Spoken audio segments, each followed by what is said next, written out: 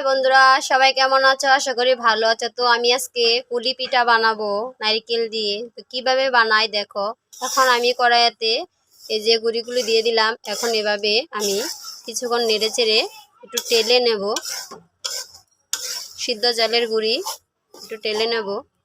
এই যে চালের গুঁড়ি টালা হয়ে গেছে, এখন আমি নামিয়ে নেব। তো এখানে গুঁড়ি নামিয়ে নিয়েছি। এখানে একটি কড়াইতে নারকেল কুচি দিয়ে দিয়েছি। তো দিয়ে দেবো পরিমাণ মতো চিনি।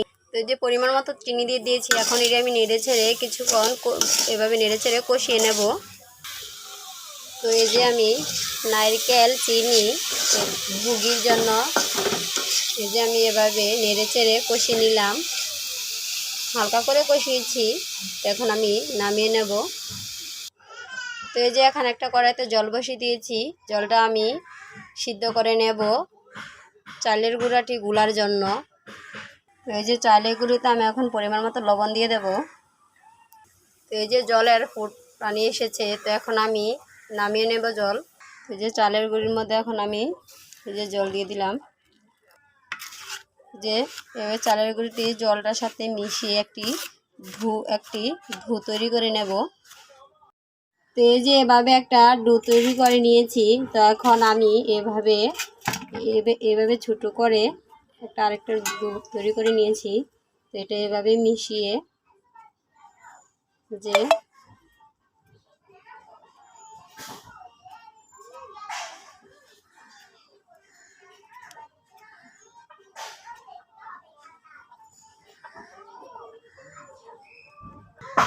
তো এই যে এভাবে করে একটা ডো তৈরি করে নিয়েছি। এই যে এখন আমি নারকেল আর এই যে নারকেল কুচি যে এর মধ্যে দিয়ে দিলাম।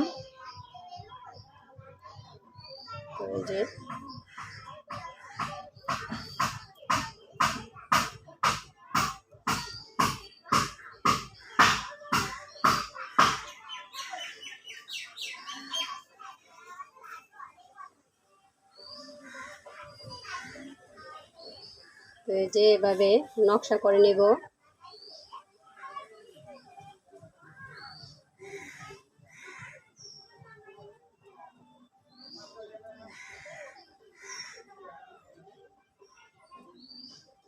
তো এই যে এভাবে করে আমি সবটি পিঠা এভাবে তৈরি করে নেব।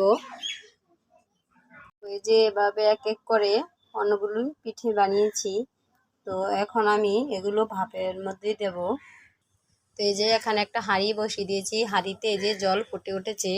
তো এখন এর মধ্যে আমি দিয়ে দেব এই যে জাকিটা এই যে এভাবে দিয়ে দিলাম। তো এই যে ভাপটা এভাবে উঠবে। তো এখন আমি একটা কিছু দিয়ে এই যে এভাবে ঢেকে দেব। ঢেকে অনেকক্ষণ সিদ্ধ করে নেব।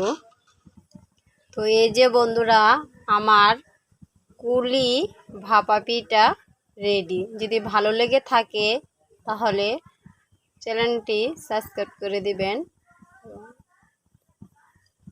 ধন্যবাদ।